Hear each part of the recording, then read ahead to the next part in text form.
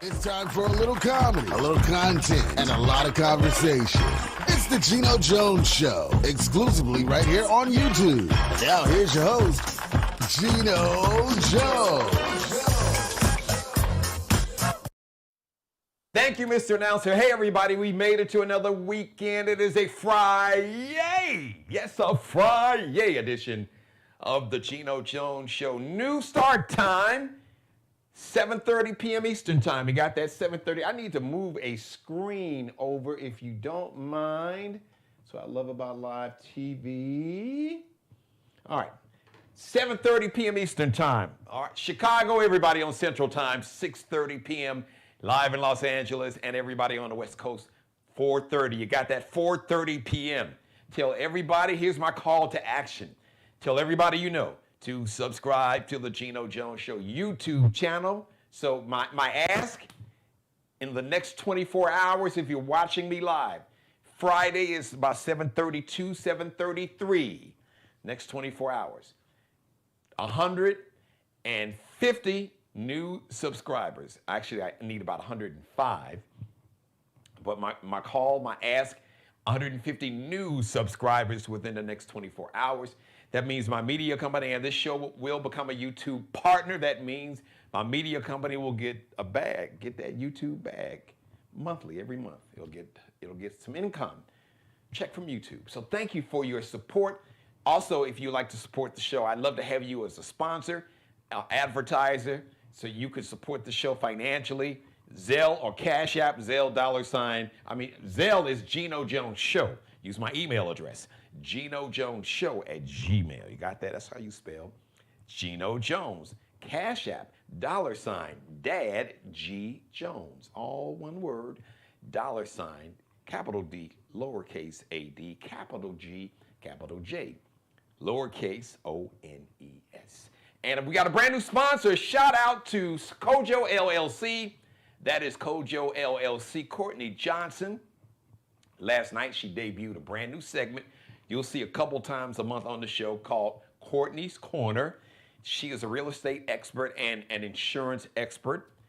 So last night was like her origin story. You could call it that. She kind of shared her journey from Army brat, as she called it, and went to high school in Omaha, in Omaha, Nebraska, and here she is, just super successful as a real estate expert and an insurance expert. So Courtney's Corner. So she'll be asking your questions and giving you some great advice. If you're looking to buy a home or sell a home, or maybe income property, and if you have a business that needs insurance, that is her specialty. So she will have great advice for you. So shout out to Courtney Johnson.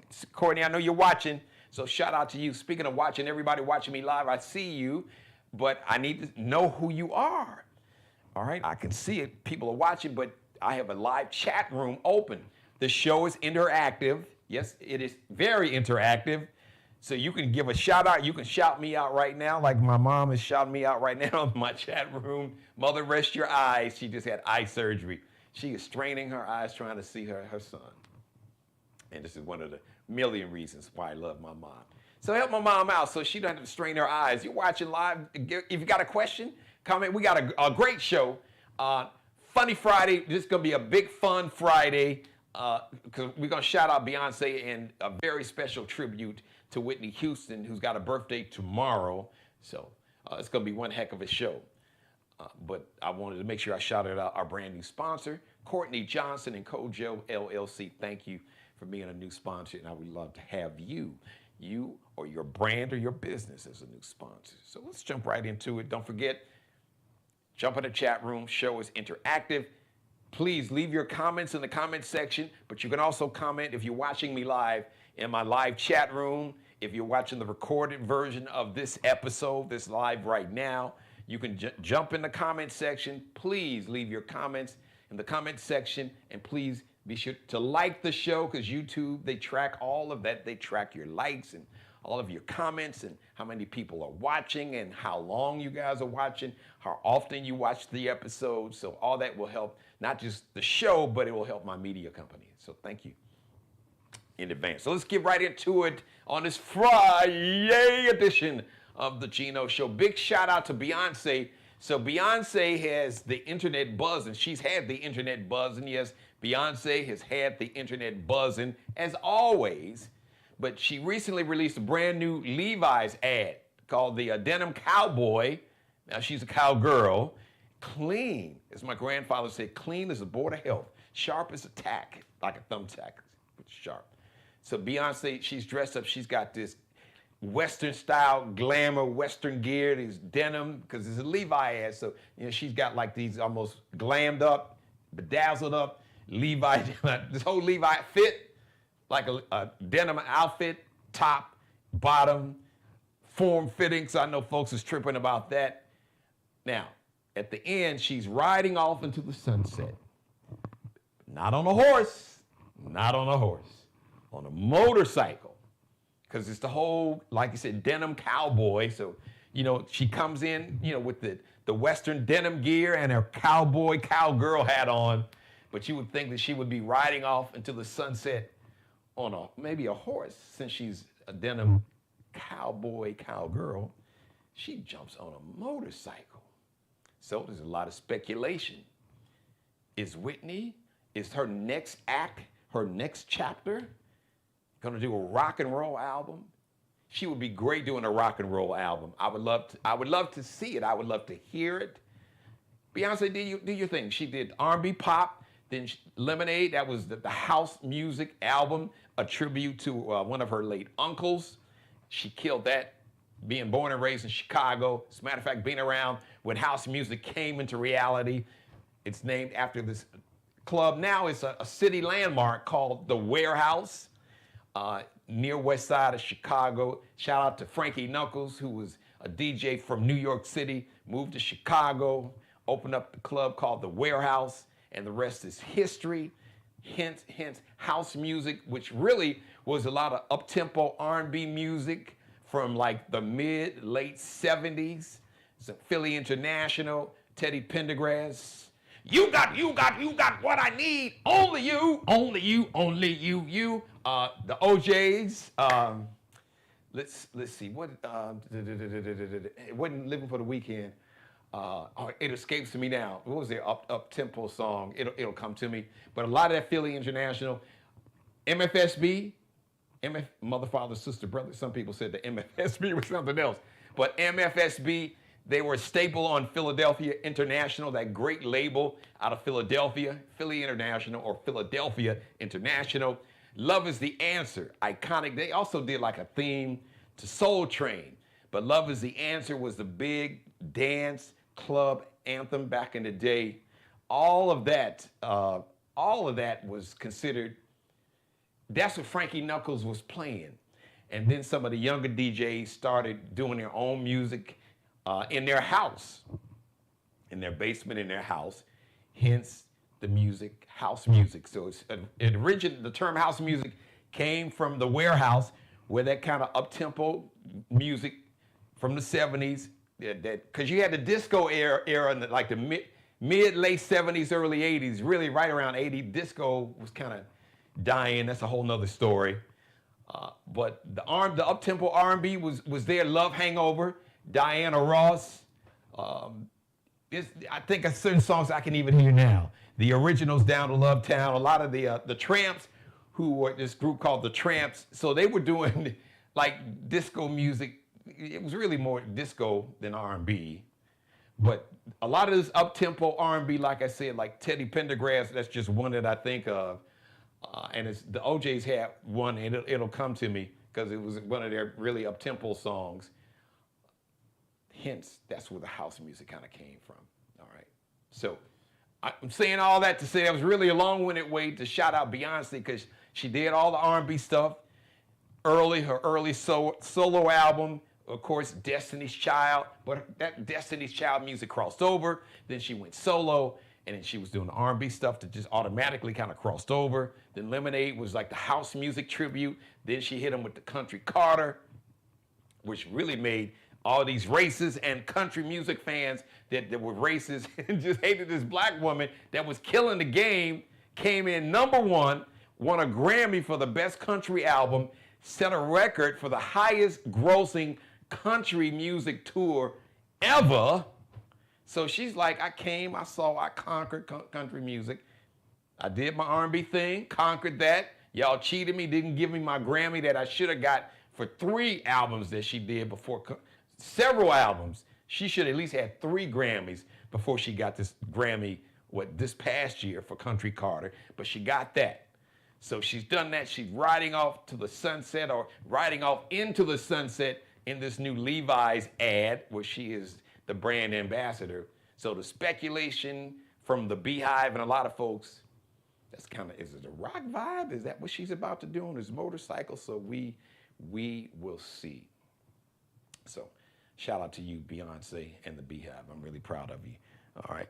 Once again, the show is interactive. If you give me some feedback, give me your comment. If you saw the Beyonce ad with Levi's jeans, what do you think?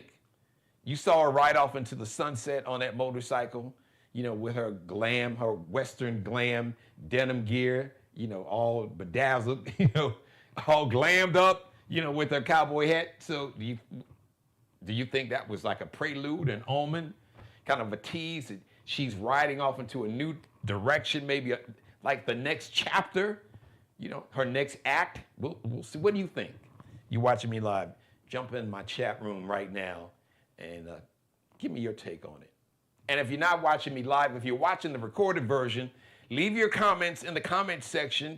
I want to get your feedback. As a matter of fact, leave your comments in the comments section. Jump in the chat room, and I will share it on camera if you're watching me live, or like Monday, leave a comment in the comments section. I'll read your comments on my Monday edition, my live Monday edition of the Geno Jones Show. So big ups to Beyonce. Now let me segue, because tomorrow, well, first of all, let me do this.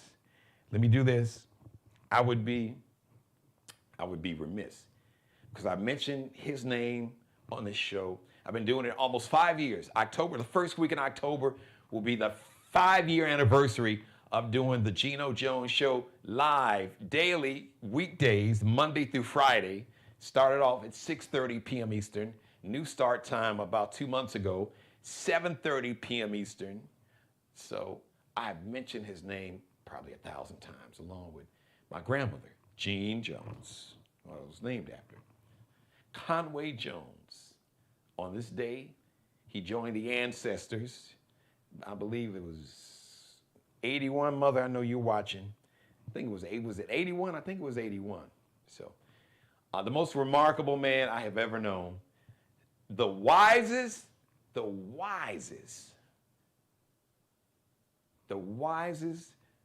smartest in terms of common sense, a man who dropped out of school in 3rd grade, almost lived to be 100, was born in 1888. He was in his 70s. Well into his 70s when I was born. I had the honor to live with him all of my life up to,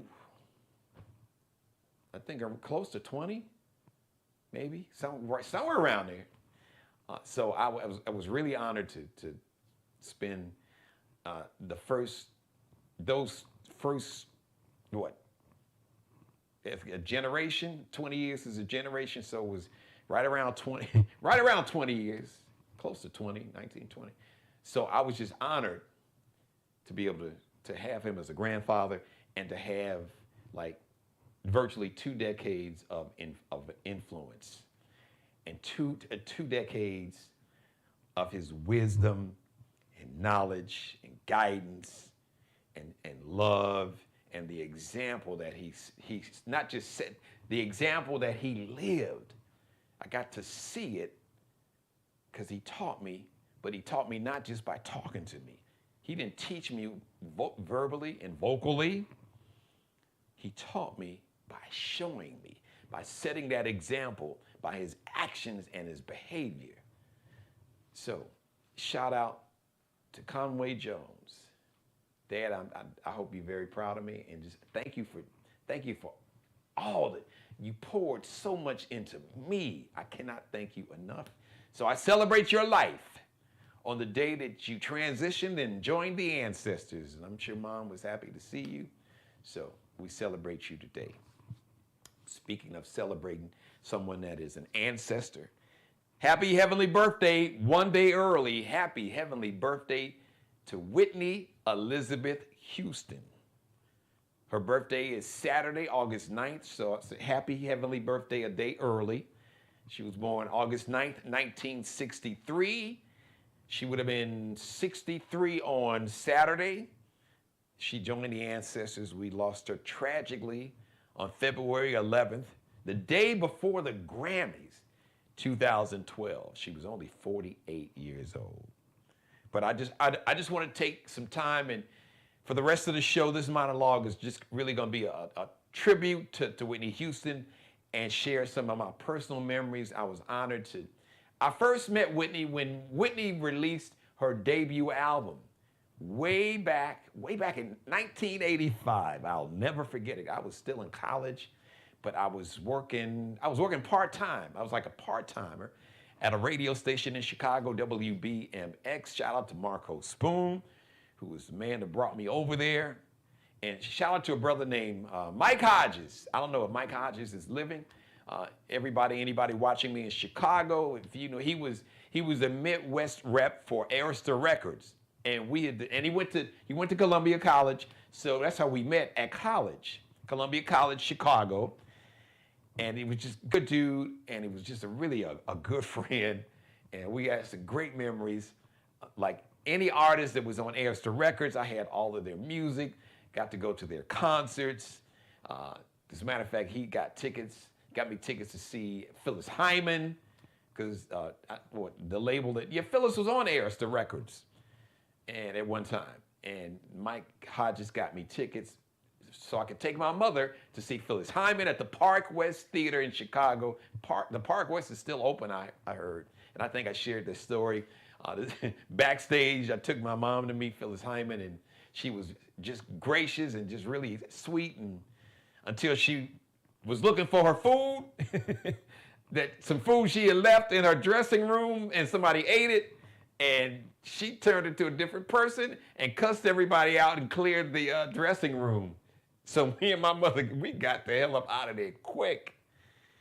But I had the honor to meet Whitney Houston. They had a listening party for Whitney Houston's debut album, which was called Whitney Houston. And I remember that first big hit on the radio, Saving All My Love for You. Then, oh, by the way, Whitney Houston's debut album entitled Whitney Houston, it was the best-selling debut solo album. It was the best-selling album by a solo artist of all time, ever, in history. She was 19. That's when Arista signed her. Clive Davis. It's a whole nother conversation. Clive Davis signed her to Arista Records. Her mom, Cissy Houston, was an R&B star in the 70s, and she sang gospel music, and her mama could sing. But Whitney, God really anointed Whitney Houston's voice. The greatest singing voice I have ever heard. And I grew up listening to Aretha Franklin. You know, they were ranking the greatest singers, and, you know, there's a significant number of people that rank like Aretha number one. I'm good with that, but Whitney Houston. Now, my nephew would say, one of my nephews, Chris, would say Mariah Carey. Mariah is phenomenal. But I got a chance to see Whitney Houston live, like in her peak, in her prime, and the same with Mariah.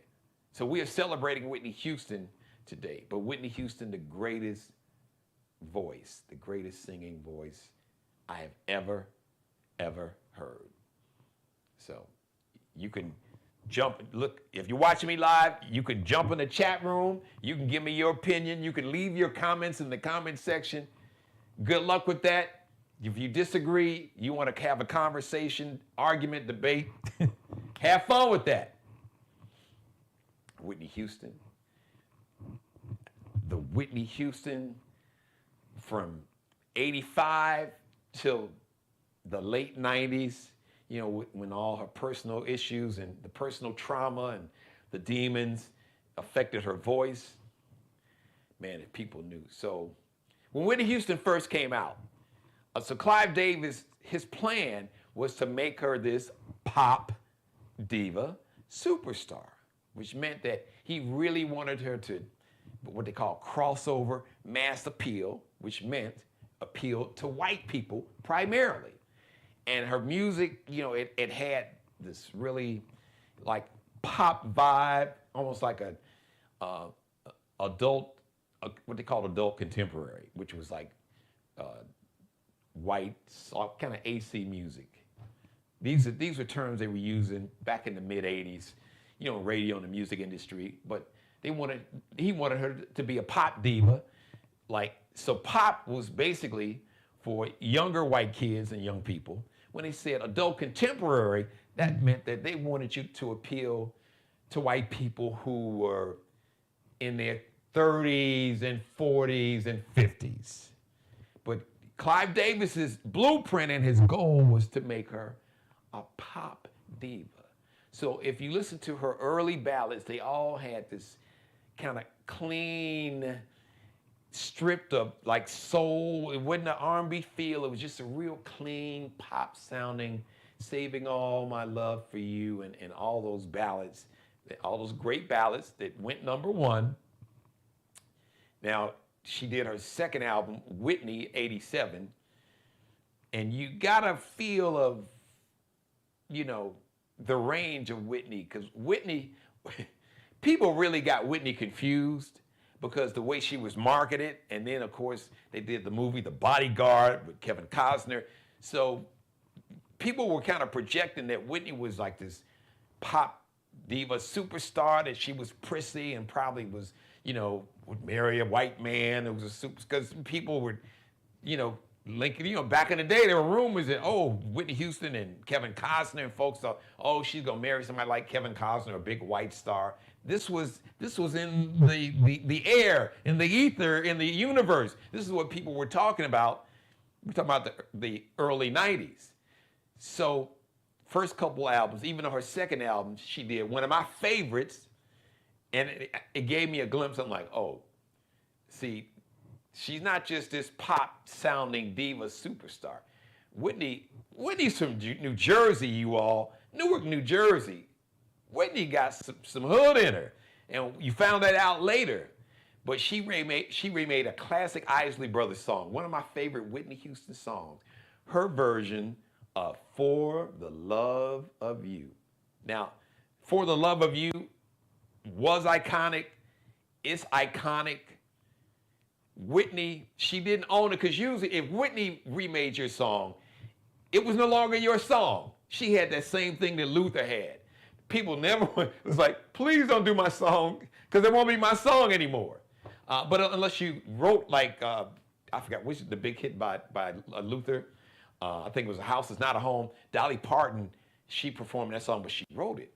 So she loved the fact that Luther did it, and it became Luther's song.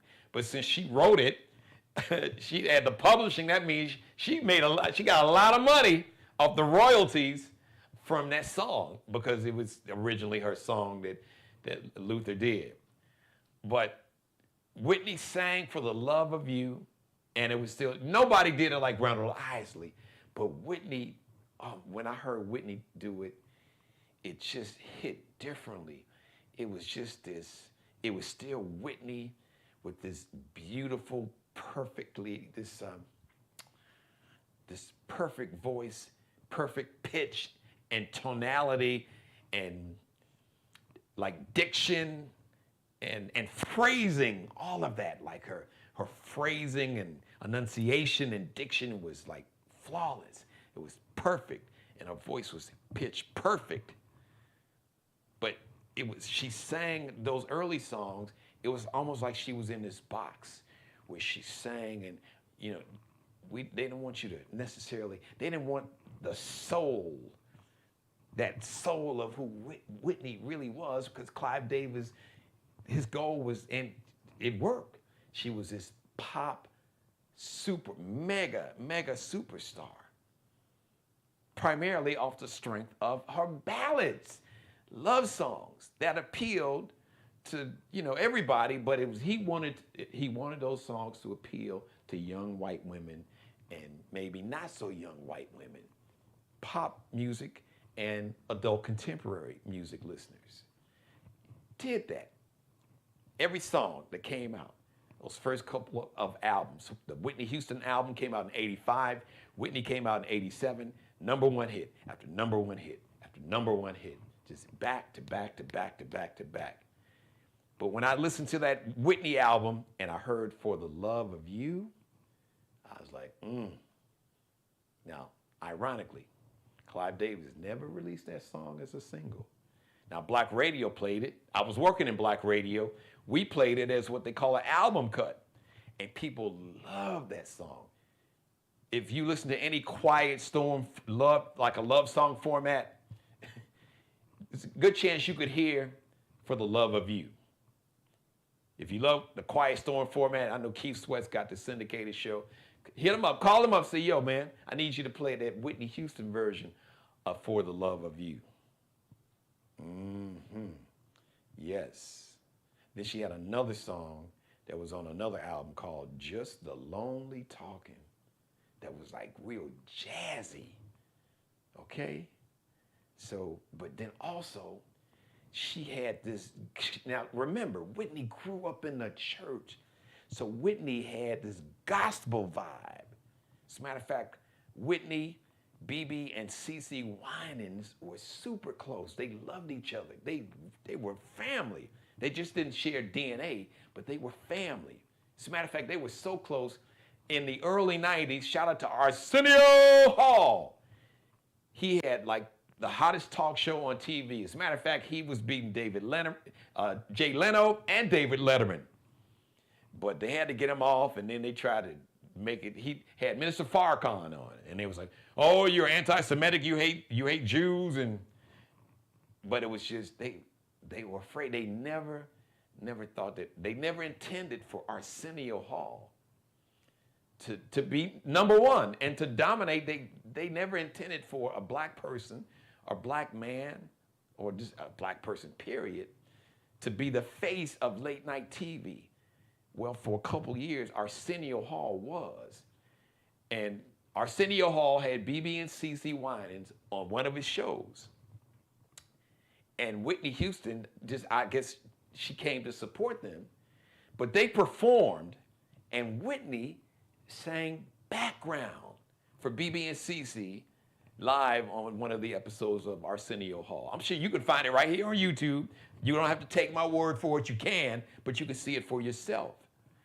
So I'm sharing those stories to say that Whitney could do anything. And then one of the most iconic moments in American history, not just pop culture, not in our culture is black Americans, or just for the culture of black Americans, or just black people across the diaspora. But one of the most iconic moments in the history of American pop culture and just American culture, period. So Whitney Houston sang the Star Spangled Banner. Yes, Whitney sang the Star Spangled Banner, 1991. I just wanted to make sure, that's why I kind of paused there. I wanted to make sure I had the year right, because I saw it live in real time, the 1991 Super Bowl in Tampa, Bay. Tampa, Florida. Now, Whitney was inspired by watching Marvin Gaye. In 1984, Marvin Gaye sang at the 1984 NBA All-Star Game. Marvin Gaye did a rendition of the national anthem that is iconic, and it has gone down in history, because it had. Now, you had some folks, the racists lost their damn mind, but it was so many people, period. Even like the NBA All-Stars, like Kareem Abdul-Jabbar was like, who was really a cool dude, unemotional dude. Kareem was like, yeah, man. Marvin Gaye killed it. Oh man, he put a spin on the national anthem that nobody has done since, before or after. It was like this jazzy R&B vibe. Man, Marvin Gaye, woo, another icon. So Whitney was inspired by that performance. So here we are, the 1991 Super Bowl. Whitney Houston is singing the Star-Spangled Banner, singing the national anthem. Oh my God. What Whitney did with the Star-Spangled Banner, it was spiritual. It was on another level to this day. I'm sure you've probably seen it. If not, you can see it right here on YouTube. But to see it in real time, now, to give you a little more context and background and understand the climate at the time, America was at war in the Persian Gulf. Desert Storm. I think it was Operation Desert Storm, like in Kuwait and that whole area. So America is literally at war. You had soldiers, men and women, fighting for their country. A whole nother story. We won't go into the history of that war. That's another conversation. But this country, we had men and women, soldiers, fighting and dying for America. Whitney Houston sang the national anthem, man. She didn't sing, she sang. See, it's singing and singing. She sang. And all my black folks out there, especially my black folks who go to church, understand they're singers, they're singing and singing. Singing you spell with an A. Singing you spell with an I. Singing is, you can have a great voice, perfect pitch, technically perfect sound, but a singer, you hear a singer, you feel a singer. A singer, you feel him right here, and you feel him in your soul and spirit and in your bones. Man, Whitney, she sang, she sung, but she sang the Star-Spangled Banner and the national anthem. And nobody, even Marvin Gaye, because it was a different vibe, nobody sang the national anthem. Nobody sang the Star-Spangled Banner that really just, it locked into your spirit and your soul like Whitney Houston did. People don't realize how huge a star Whitney was. Beyond a star. She was like a supernova. And she did the movie The Bodyguard, but it was just Whitney Houston's voice.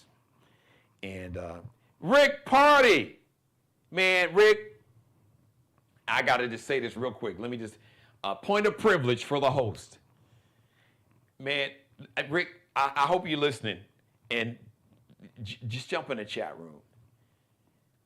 I'm preparing for the show probably 15, 20 minutes before I went live, and I started to call you. But I figured you were busy, and I didn't want to get no for an answer because you haven't come back on the show yet. So I'm taking advantage of this opportunity. I'm using this opportunity to chew you out because I love you so much, and you know it. And you know your other mother who's watching, my mother, your other mother is watching you, and she loves you too. And I wanted you with me on this show.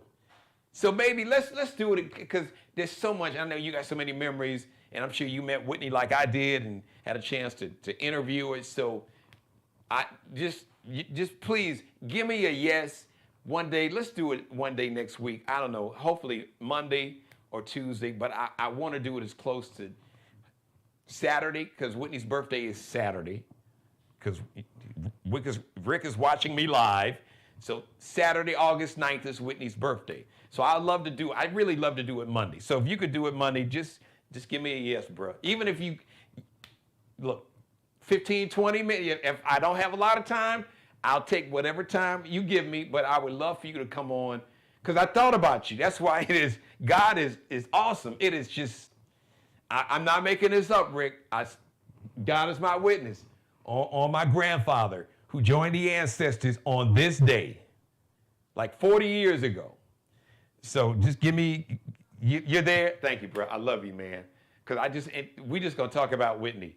But I remember, so in 1989, let me set this up. So in 1989, Whitney Houston got booed. She got booed at the Soul Train Music Awards. Ironically, that's where she met Bobby Brown. So Whitney Houston got booed at the Soul Train Music Awards, and that really, really bothered Whitney. Now, she got booed by black folks because at this time, we're talking, now keep in mind, from 85, even though 87, you know, she had the song For the Love of You, and then in, let's see here, 80, what is it? Was it 1990? I'm Your Baby Tonight. So she did that, but we're talking about before that.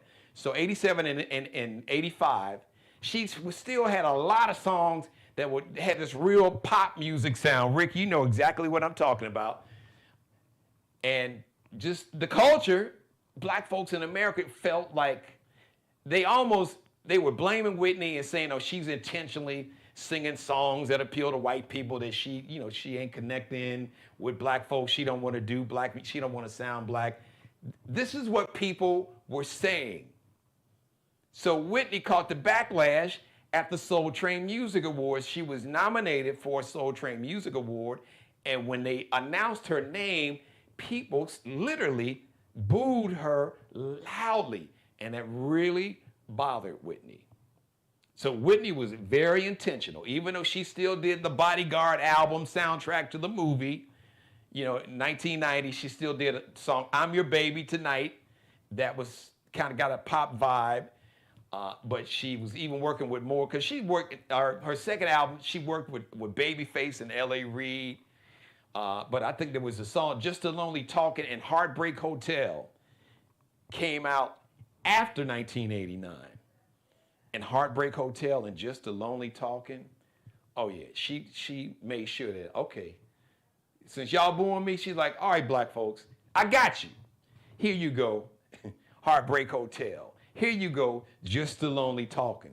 Oh, by the way, go back to my second album and play For the Love of You, my version of the Isley Brothers, For the Love of You. But more important, now Rick, I don't know if you went to this show, but you remember they've changed the name now. There was a venue called Ravinia in Chicago. So Ravinia, a lot of cities have them. I know Atlanta has venues like this. A lot of cities have venues like this, that they're venues primarily the summertime, especially if you live in the Midwest, or people in the South call the North. Ravinia, it was an open air venue. And it was open air, and it had theater seating, which had like a cover over it. But behind the theater seating, it was a huge grassy area. And you could basically buy a ticket to sit in the grassy area, or you could sit in the theater style seats. And Whitney Houston performed, and I forgot who was else on the concert, but she did a show at Ravinia. And that was the first time I saw Whitney Houston live, even though I met her in 1985 at a listening party for her debut album in Chicago. Shout out once again to Mike Hodges of Arista Records. At the time, he was the Midwest rep for Arista Records.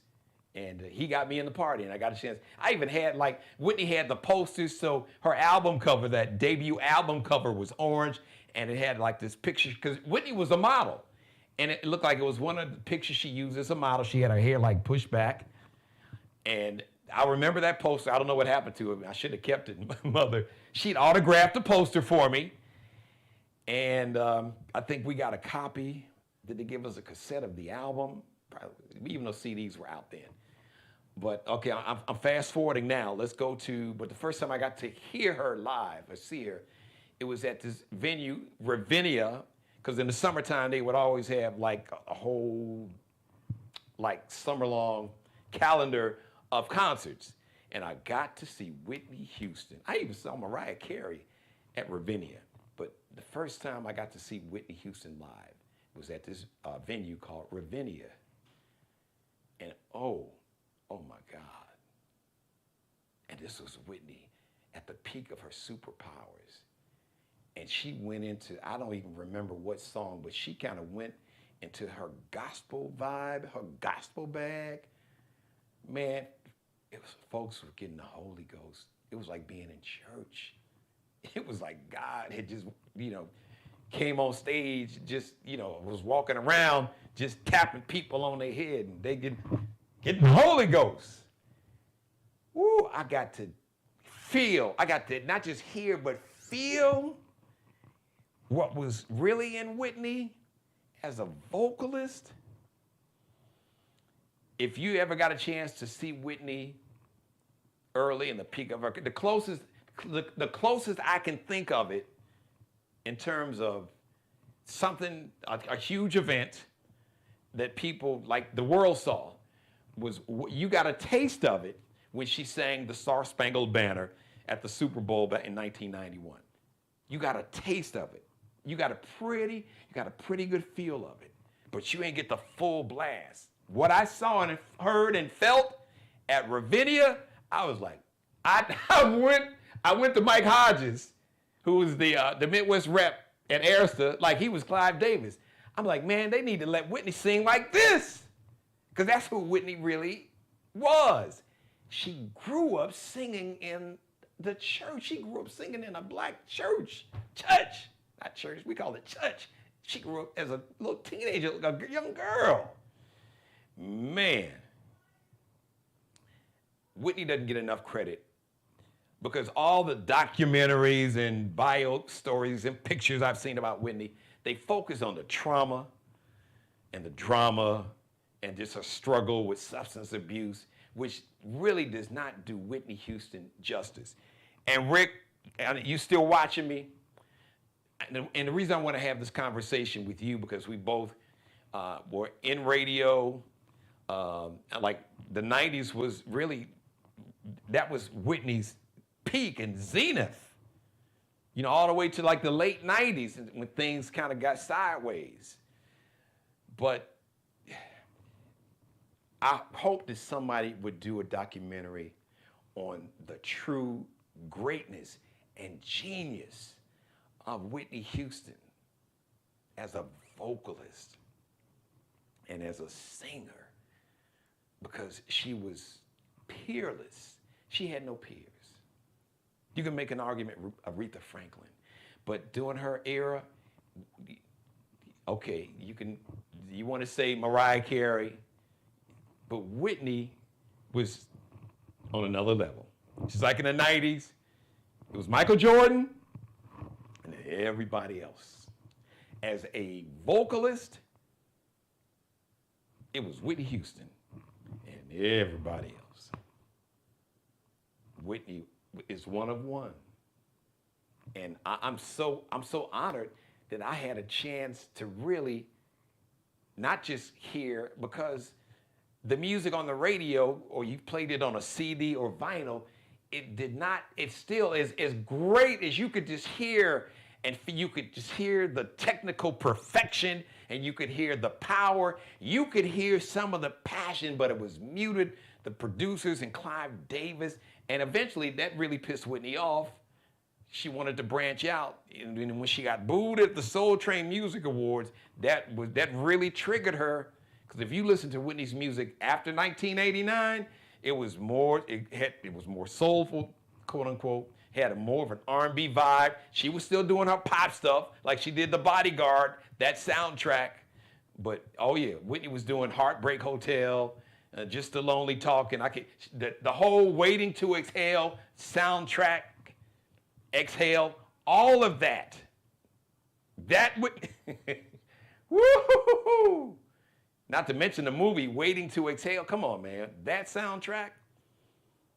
I would love to sit down and talk with Babyface, because Babyface I can imagine, he's probably got some tapes, some audio somewhere, probably on his computer, of some of the takes of Whitney Houston singing some of those songs. I'm sure he got a chance to see some things of Whitney that would take your breath away. The awesome power, especially when she tapped into her core and her roots as a gospel singer. And when that part took over, when that spirit and soul combined, with this voice that was like second to none, that people never heard, and she was technically perfect pitch, phrasing, articulation, but with that soul and spirit and passion and pain and all that, whew, nobody had that combination. Nobody. Not Aretha Franklin, not nobody. Nobody had that combination of all of that, just in terms of just a technically perfect singer, phrasing, diction, articulation, perfect pitch, but with the passion, with the soul and spirit and passion all came together. Nobody had that package to that level like Whitney Houston. Trust me. I lived it. I've seen it live. I saw Whitney Houston in the peak of her powers live. And you really had to experience that version of Whitney live. Because all the music that I played at all the radio stations that I worked at, and all the CDs and albums that I played and listened to, still did not do Whitney Houston as a vocalist justice until you really got to see and feel and hear the full breadth and depth and the fullness with all the spirit and the soul that was underneath like a volcano when it came out. It was something special. And I hope that story is told, because Whitney has talked about her vocals, that she produced her own vocals. A lot of times a singer, they'll work with a producer, and a producer will tell them, sing it this way or sing it that. What were you going to tell Whitney Houston? Whitney went in the booth and she sang the song the way it needed to be sung. And producers got out the way.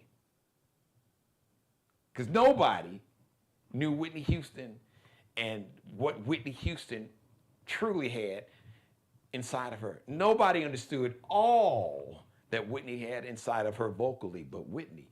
And she understood that, which was the frustration, because she was put in this box, in a cocoon. She was these parameters where she could display this beautiful voice, but it was stripped of the true soul and spirit that was a part of her vocal magic. And it just came to a head when she got booed at the Soul Train Music Awards, because it was like the black community, they could feel and hear there's something else there. But man, let it go, sister, let it go. You grew up singing in the church. Come on, hit us with a couple of them notes and runs. We not know it's there. But man, when she finally went there vocally, and you got to hear and feel it, woo! So you could imagine, like, her white fans was like, they didn't know what to think. They was like, oh my God, we never heard. Nobody ever heard that combination. That combination at that level, no, not at all. All right, listen. So that's my tribute. Thank you. So we're going to do part two. Shout out to my brother by another mother, Rick Party. I love you, man. Thank you. Thank you for tuning in, watching. So you said, I'm here. I'm going to call you. After the show, I'm just probably going to call you just briefly. And then 7:30. So I got a new start time, Rick. 7:30 p.m. Eastern time. So I know you and I both are on Eastern time now. So 7:30, I'll shoot you your Zoom. Well, I'll call you. Well, I'll tell you. We'll talk about that. I'm producing the show on camera in real time. But Rick's been on before. He understands, and he's got it. And also, when you come on, we're gonna talk about you and Mia's show. You and Mia got to come back on, Rick. Okay, and talk about you and your sister's show, podcast show, and everything else that you're doing, brother. All right. Thank you again. I love you. I appreciate you, man.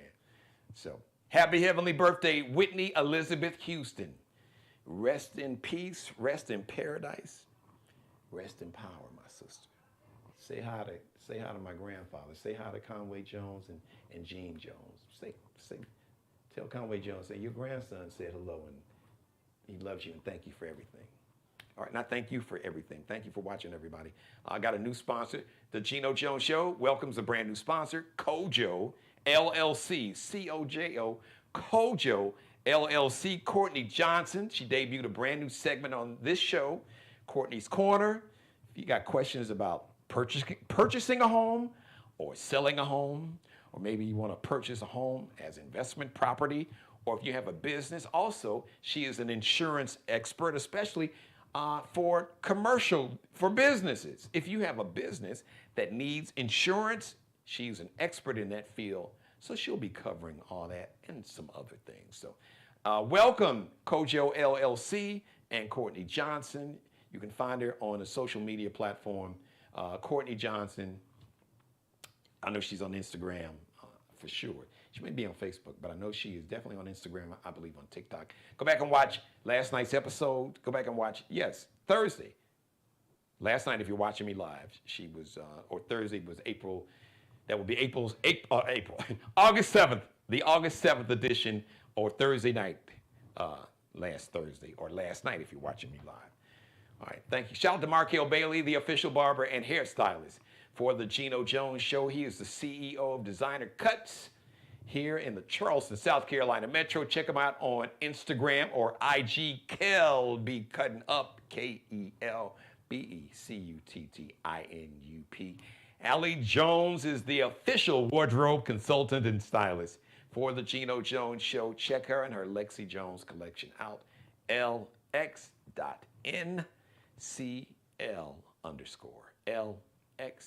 LX.N like Nanette, C like Charlie, L_. I would love to have you join the Geno Jones Show family as a sponsor or advertiser. If you'd love to be a sponsor, I'd love to have you. Let me help your business grow. Let me help you grow your business. We can grow together. Like Kojo LLC, shoot me an email, GenoJonesShow@gmail. No, that's how you spell Geno Jones.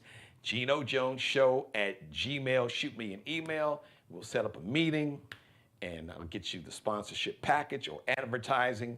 If you would like to support the show financially, it's so important. Your financial support, gifts, contributions are greatly appreciated and greatly needed also. So no donation, no gift, no financial support is too small or too large. $5, $5 billion. We'll take it all. You can either Zelle or Cash App. You can Zelle your financial support. GenoJonesShow@gmail. Use my email address, GenoJonesShow@gmail, or you can Cash App the show and support my media company, $Dad G Jones, all one word.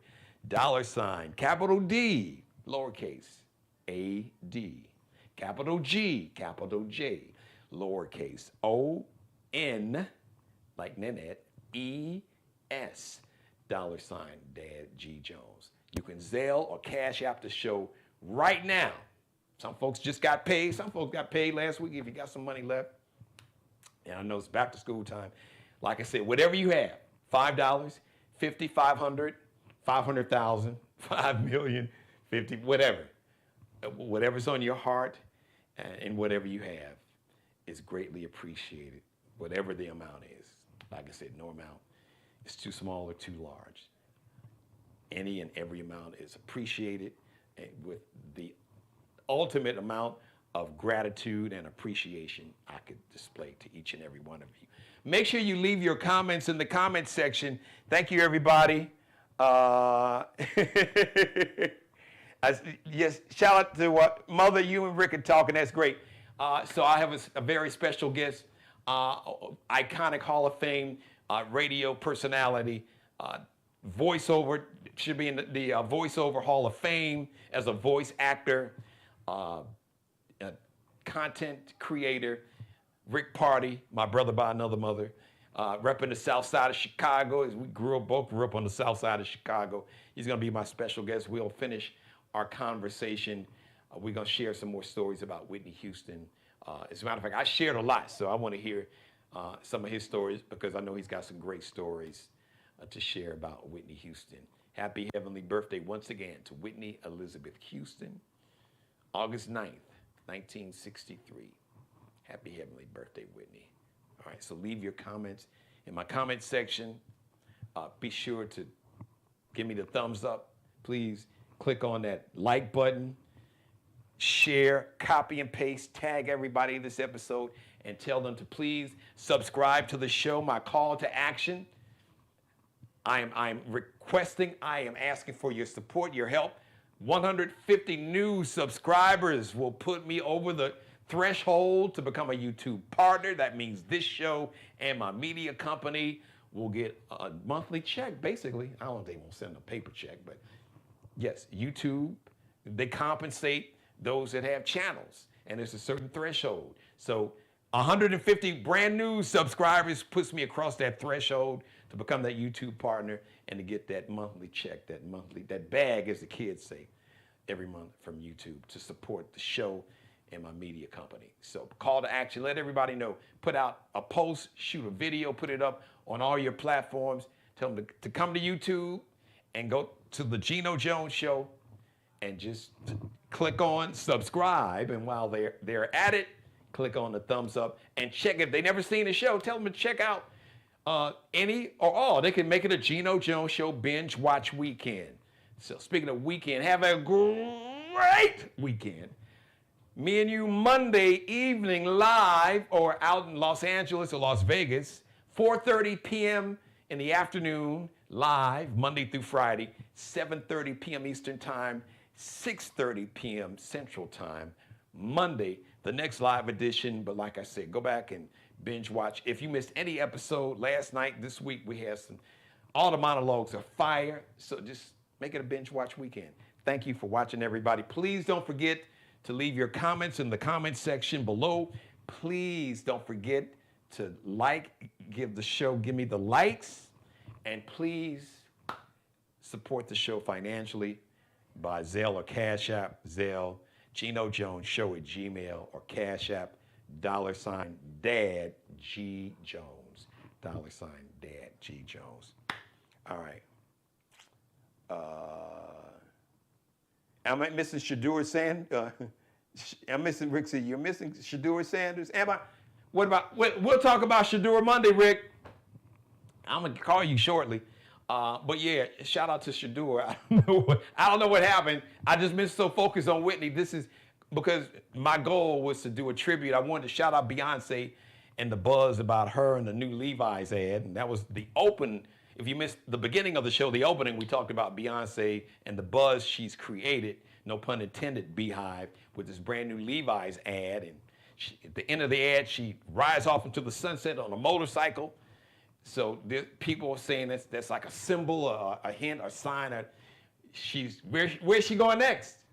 She did R&B and pop, house music, Lemonade album, a Country Carter, a Grammy award-winning artist, a Grammy album, a Grammy award, and winning a Grammy for the album, and then the highest grossing country music tour in history was the Country Carter tour. So what's next? As she rode off into the sunset, is it rock? We'll find out. All right, so we can talk about that. All right, everybody, I love you so much. Have a, once again, great weekend. We'll see you live Monday, 7:30 p.m. Eastern Time, 6:30 p.m. Central Time, 4:30 p.m. Pacific Time. Until then, be blessed. Subscribe and tune in to the next episode of The Geno Jones Show, exclusively right here on YouTube.